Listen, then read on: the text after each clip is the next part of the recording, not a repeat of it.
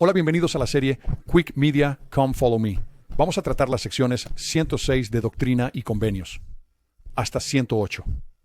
Prácticamente todo lo que cubriremos aquí se encontrará en la sección 107. Me gusta mucho la sección 107. Si juntaras 3 secciones sobre el sacerdocio, serían, creo, las secciones 20, 84 y 107, especialmente 84 y 7.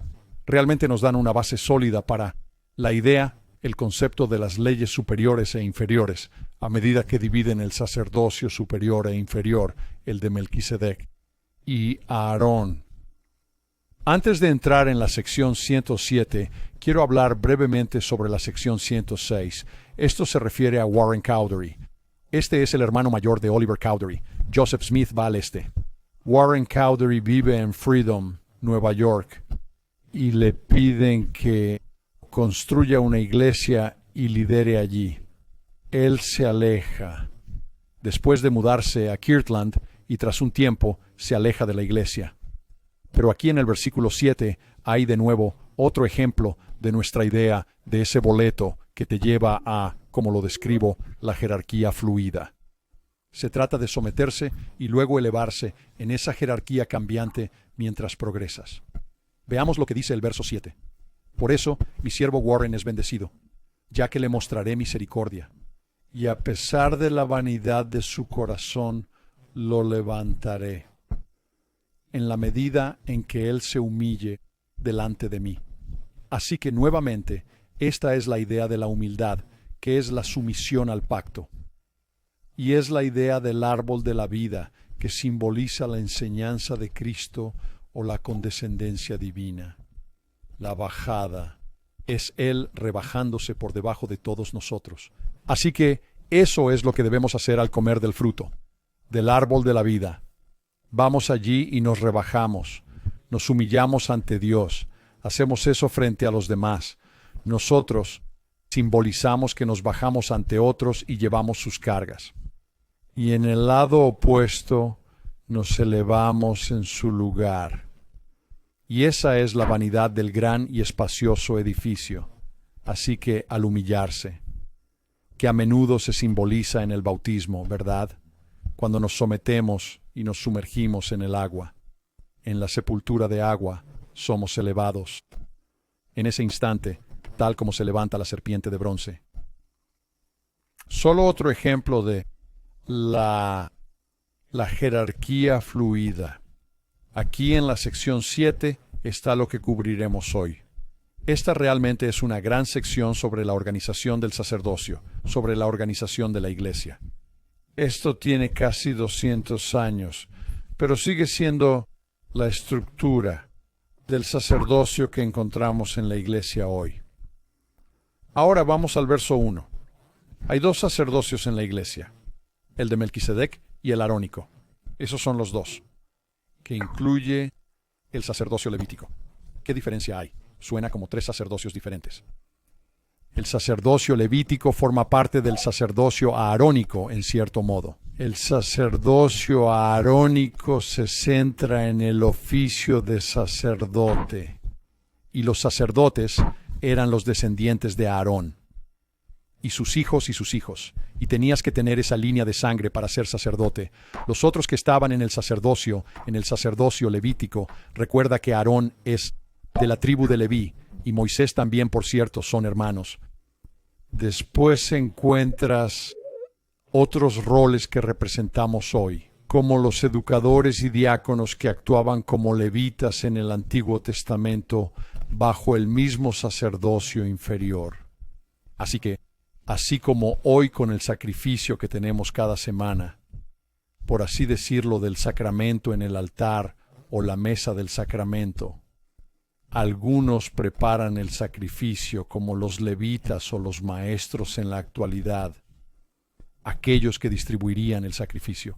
Así que cuando se traía un animal sacrificial y se hacía una ofrenda quemada, se asemeja a una barbacoa, en cierto modo. Y eso se da primero al sacerdote, ¿cierto? El titular del sacerdocio que preside recibe primero la distribución de la carne, tal como hacemos con el obispo, el presidente destaca o quien esté allí. que preside una reunión sacramental y luego se reparte a la familia y a quienes ofrecen el sacrificio. Y esos son los diáconos, ¿no? También son los levitas que hacían eso. ¿Quién recolectaba los diezmos en el Antiguo Testamento? Los levitas eran como los diáconos actuales. Así que los arónicos y levíticos se unen, pero hay una separación allí. El arónico específicamente es el de la oficina sacerdotal. Ahora, verso 2. Se llama el sacerdocio de Melquisedec, porque él fue un gran sacerdote. Se llama así por una persona, aunque Melquisedec es un título. Ten presente que Melquisedec o Tzedek. Melquisedec se traduce como rey de justicia. Algo muy parecido a esto, otro título. Por ejemplo, que Cristo posee y otros pueden tener. Es que Él es el príncipe de paz, algo similar. Melquisedec fue un sacerdote, pero también era el rey de Salem o Shalom, que está arraigado en la misma palabra que significa paz. Así que es el rey de justicia. También es el príncipe de paz, literalmente sobre Salem o Jerusalén, ¿verdad? Esto es igual para Cristo. Él es el nuevo Melquisedec. Es un título. Y en el verso 3, antes de su tiempo, se le llamaba el sacerdocio sagrado según el orden del Hijo de Dios. Ten en cuenta que el sacerdocio de Melquisedec, como hemos discutido antes, tiene que ver con esas cosas. Administra las cosas espirituales, es decir, las cosas de la ley superior. La ley superior puedes considerarla como las cosas que provienen de lo alto. Son las cosas que se traen a través del velo o que descienden a los hombres por el velo. He hablado contigo antes sobre el título del Hijo de Dios. El Hijo de Dios se refiere a aquel que se humilla. La condescendencia de Cristo es cuando Dios se humilla para nacer de María. A menudo pensamos en el Hijo de Dios y creemos que estamos hablando del Padre. Eso no es lo que significa Hijo de Dios. El Hijo de Dios significa el que se condensa, el que nace de María, quien se humilla en el bautismo y se sumerge en las aguas, y que se rebaja en Getsemaní, humillándose bajo los muros y cargando sobre sus hombros los pesares de toda la humanidad. Eso tiene sentido. Por cosas como la gracia y misericordia en el sacrificio expiatorio. Son regalos que vienen de Dios, son los dones de Dios. El Espíritu Santo también es algo que baja a través del velo, los dones del Espíritu. Estas son todas cosas espirituales, cosas que son administradas por el sacerdocio de Melquisedec. En el versículo 13, el segundo sacerdocio se denomina sacerdocio de Aarón, ya que fue otorgado a Aarón y su linaje. Aarón es de la tribu de Leví, así que los otros hijos que vinieron de la tribu de Leí, que no eran descendientes de Aarón, que es la mayoría, ¿cierto? Eran levitas, tenían el sacerdocio levítico, pero no eran sacerdotes. ¿Por qué se llama el sacerdocio menor? Esto es el versículo 14. Es porque es un apéndice del mayor o del sacerdocio de Melquisedec, y tiene poder en la administración de ordenanzas externas. Las ordenanzas externas son lo opuesto a las internas. ¿Qué son las ordenanzas internas? Las ordenanzas internas son lo que hay dentro de nosotros, nuestros corazones, mentes y espíritus. Son cosas espirituales. El sacerdocio de Melquisedec se ocupa de cosas espirituales. Las ordenanzas externas son cosas de nuestro mundo físico. Son temporales y carnales. Son las cosas que hacemos para esforzarnos por alcanzar a Dios, en oposición a la ley superior, que desciende hacia nosotros. Hay más confirmación de esto en el versículo 18. El poder y la autoridad del sacerdocio mayor o de Melquisedec. Tener las llaves de las bendiciones de la iglesia. Es más una imagen de Dios. El sacerdocio arónico representa más al hombre. Puedes considerarlo como, en mi opinión, el sacerdocio arónico es más el sacerdocio del individuo, y el sacerdocio de Melquisedec va más allá del individuo, especialmente hacia la familia y Sión o la comunidad. En el versículo 22 es donde comenzamos a ver esta idea de controles y equilibrios, Y no solemos pensar en el sacerdocio general de la Iglesia en estos términos. Pero esto es verdad, así funciona. Dice aquí en el versículo 22 del sacerdocio de Melquisedec: 3 sumos sacerdotes que presiden, elegidos por el cuerpo, designados y ordenados para ese cargo, y sostenidos por la confianza, fe y oración de la Iglesia. La primera presidencia de la Iglesia forma un quórum de 3 miembros, lo que es imprescindible. Quórum. Pero, bajando al versículo 23, los 12 consejeros viajantes son llamados a ser los 12 apóstoles, o testigos especiales de Cristo en todo el mundo. 24, y forman un quórum. Ahora tenemos el quórum de los 12 apóstoles, pero esto es lo que dice: son iguales en autoridad y poder a los 3 presidentes mencionados anteriormente. Corto, no lo pensamos así, pero sí lo son. Corto, tienen el mismo poder. Corto, que el quórum de. Corto, la primera presidencia. Podrías decir que son profetas, pero no individualmente. Largo, los quórums en sí poseen el mismo poder exacto. Corto, déjame explicarlo y dar apoyo pronto. Corto, en 25. Normal, los 70. Normal, también son llamados a predicar el Evangelio y ser testigos especiales ante los gentiles en todo el mundo. Verás, a menudo con los 70. Corto, la conexión con los gentiles, de ir a. Normal, los gentiles, hacia el mundo. La razón es. Corto, que los 70. Corto, representa al mundo. Corto, ves esto en el libro de Mormón, donde tienen el sacerdocio de Melquisedec. Largo, donde discuten mucho más, no solo sobre las tribus de Israel y los judíos. Corto, sino que hablan de las islas del mar y el evangelio que va a ellas. Corto, recuerda cuando el evangelio fue entregado por Jesús. Corto, a sus apóstoles. Normal, poco después tras la muerte de Jesucristo. Corto, Pedro tiene su visión. Normal, donde ahora vamos a salir hacia. Corto, más allá de los judíos. Vamos a los gentiles. Y esa es más o menos la esencia de los 70. Además, se nombran con los judíos yendo a ellos después de los gentiles. Pero los 70 se centran realmente en los gentiles. La razón es que el número 70 se usó para representar el mundo. Probablemente estaba anclado en algo como las 70 naciones conocidas del mundo. Por lo tanto, habría un representante para cada nación del mundo. El número 70 simbolizaba un todo, algo completo, así como el 7 significa perfecto. Pero esa era la idea que había detrás. Pero aquí en el versículo 26, como el quórum de la primera presidencia y el quórum de los 12 apóstoles, se dice que los 70 forman un quórum autorizado a la de los 12 testigos especiales o apóstoles que acabamos de nombrar.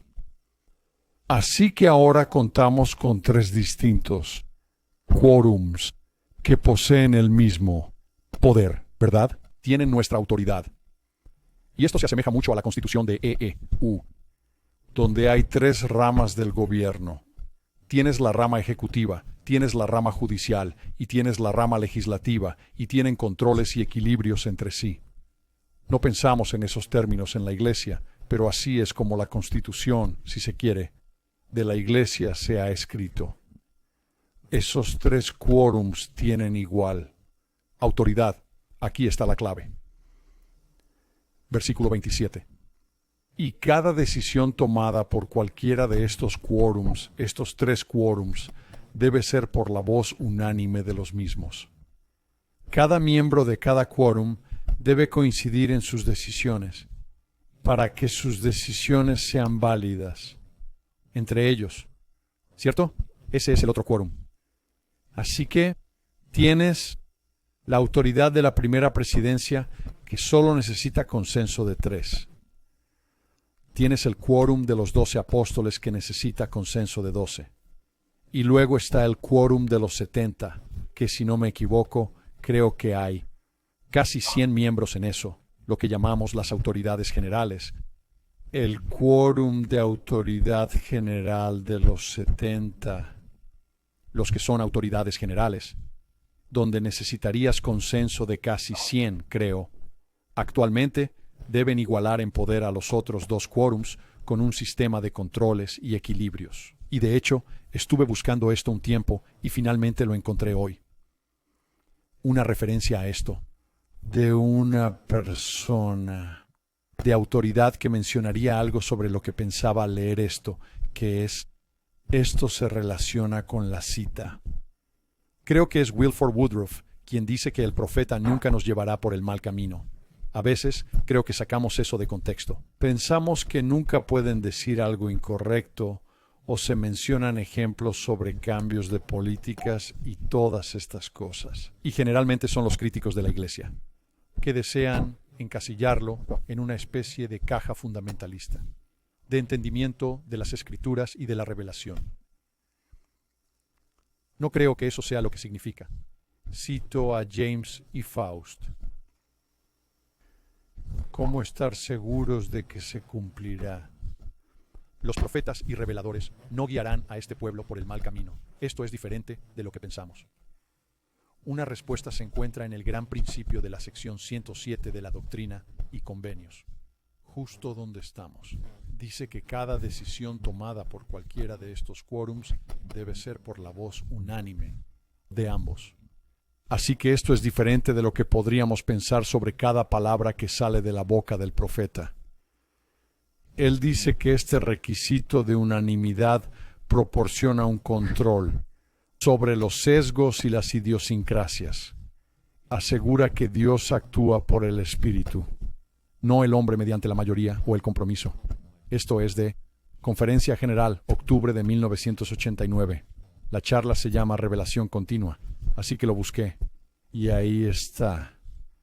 Y creo que es otra forma de ver que el profeta no puede sacarnos, porque hay un control sobre él. No es solo que digas, espera, Greg, él es el profeta. Está inspirado en todo lo que dice y él también es un hombre. Y creo que observas cómo se nos dice aquí en la Doctrina y Convenios que la Constitución de EEU fue inspirada por Dios para proporcionar libertad, liderazgo y organización para la humanidad. Esperemos que para el mundo entero, como se dice en la Doctrina y Convenios. Esta es la misma inspiración que nos da la organización de la Iglesia. Hay un control y equilibrio. Ahora, ¿ha sucedido eso en el pasado? No dudo que eso haya ocurrido por el quórum de los 12, al menos. No tengo información sobre el quórum de los 70. Eso parece como que realmente necesitaría ser unánime, pero ese control y equilibrio está presente. Y por supuesto, los líderes generales lo saben. Un pequeño detalle que no solemos considerar al hablar del profeta que no nos guiará por el mal camino. El Elder Faust nos dice una mención a esa idea aquí, precisamente en la sección 107.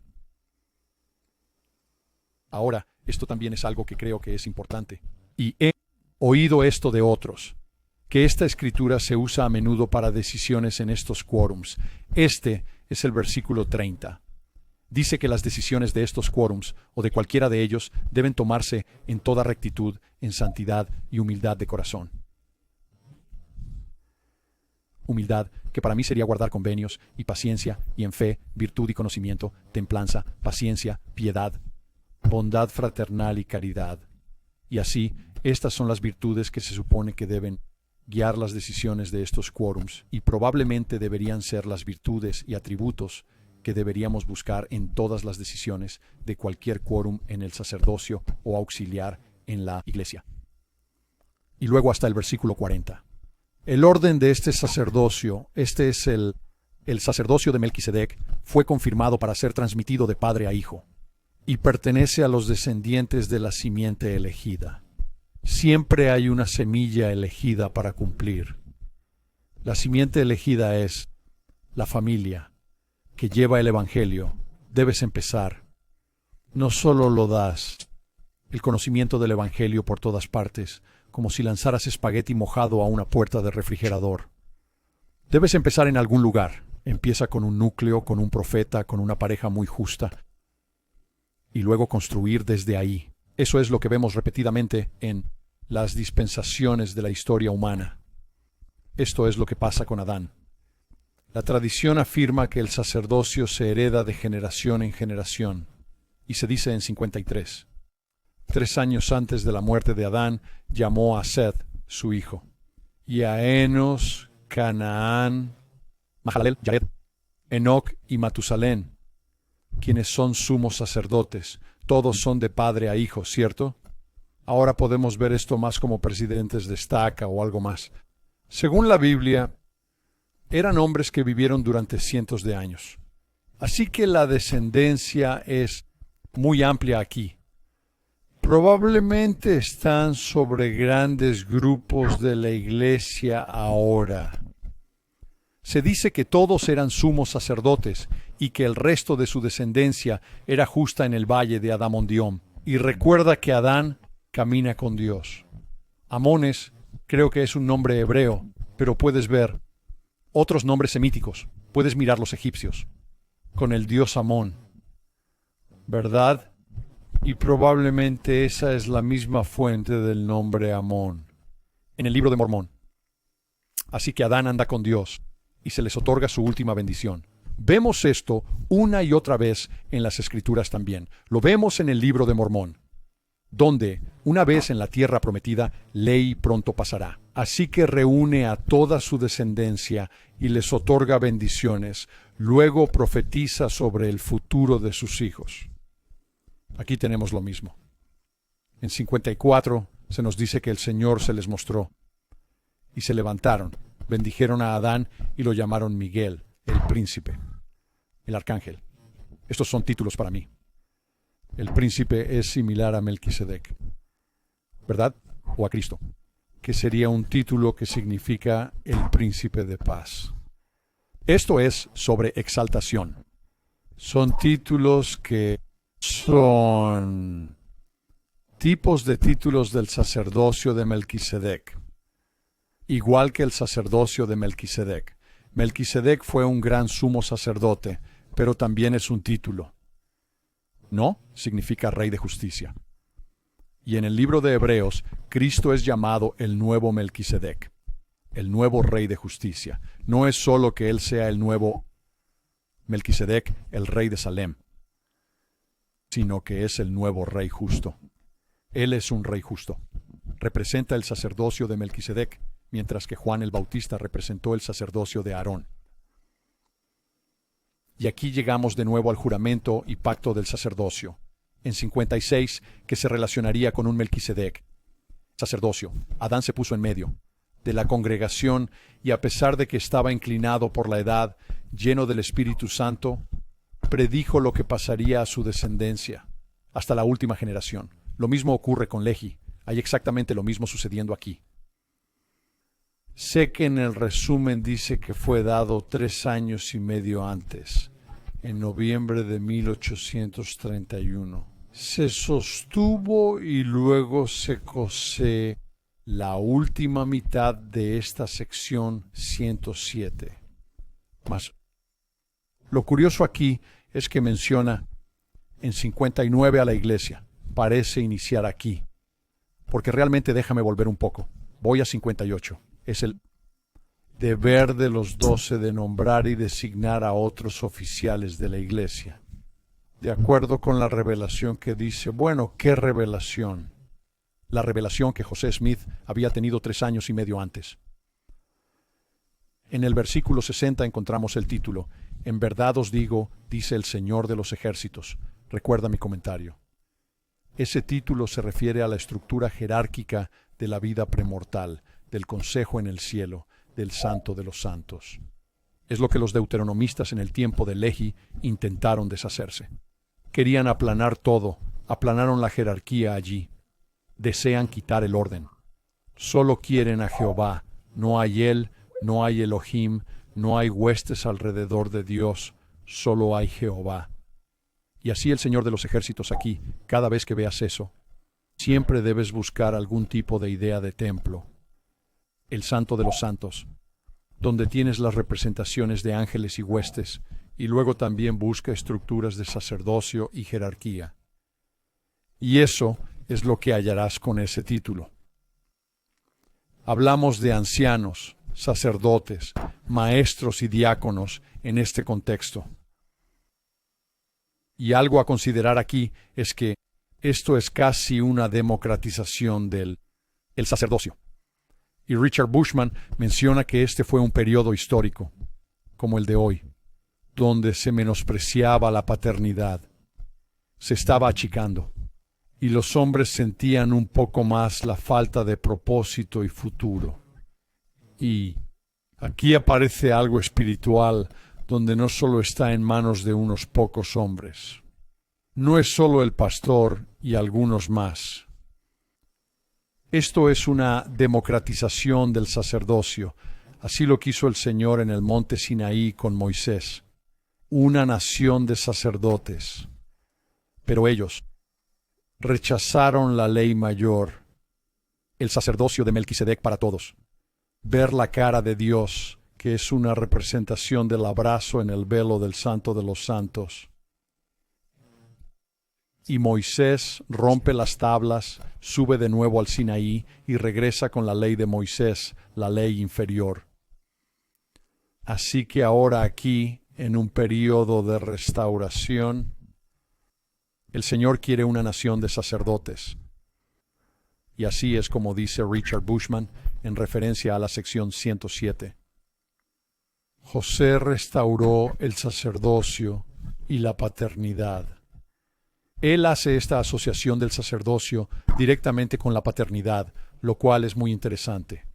Eso lo dice Richard Bushman, el historiador que está muy centrado en los tiempos antebellum, en épocas de historia de la Iglesia, de la restauración del Evangelio. Estos hombres quizás sintieron la falta de un propósito espiritual. Él relaciona esto con transformar esa falta en un sentido de paternidad y reflexiona si eso es verdad. ¿Sobreviviría la Iglesia sin esa nación de sacerdotes? ¿Serían fuertes las familias? ¿Hubo suficientes hombres fuertes con un propósito espiritual mientras asumían las responsabilidades de estos nuevos oficios ofrecidos a la mayoría de los hombres? Interesante reflexión. Es interesante lo que dice el versículo 91. Recuerda que creo que fue la semana pasada o la anterior, hablamos de cómo el Señor levantaría a alguien como Moisés, que es José Smith. Aquí estamos en 91 y otra vez el deber del presidente del sumo sacerdocio, que es el profeta, es presidir sobre toda la iglesia y ser como Moisés. Moisés que tenía el sacerdocio de Melquisedec, que era también un rey en cierto modo. A veces lo verás con una corona. Es un Melquisedec. Es un rey de justicia y un príncipe de paz. Y aquí creo que es interesante hablar de ser como Moisés. Sí, Moisés es el jefe de una dispensación. Él llevó la iglesia a través del éxodo hacia la tierra prometida. Pero también es que a José Smith se le están dando todas las llaves y los dones necesarios para restaurar el Evangelio. Y él, en cierto modo, se convierte en un príncipe de paz, se convierte en un Melquisedec.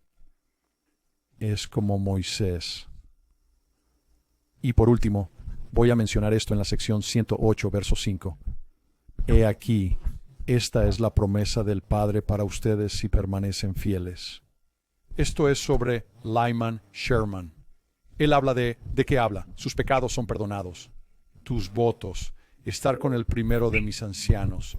Él se refiere a las promesas del pacto del sacerdote. Habla de exaltación. Acá. Por lo tanto, recibes la promesa que siempre está asociada al Padre, ya que es el Padre quien posee todo, no el Hijo. Es el Padre quien da la herencia a todos.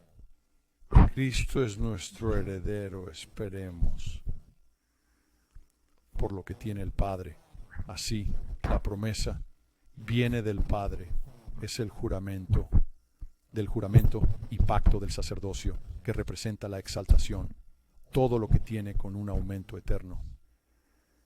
A menudo lo vemos, al ver la promesa, o piensas en la tierra prometida, que es temporal, representación de la exaltación, siempre hay un camino hacia la tierra prometida, como el sendero con la vara de hierro que conduce al árbol de la vida. Como Lehi y su familia dejando Jerusalén por la nueva tierra prometida, como Moisés, pasando por el Éxodo y Josué, finalmente llevando a los hijos de Israel a la tierra prometida. Estas son representaciones de lo que el Padre promete y la herencia de todo lo que posee. Hasta la próxima.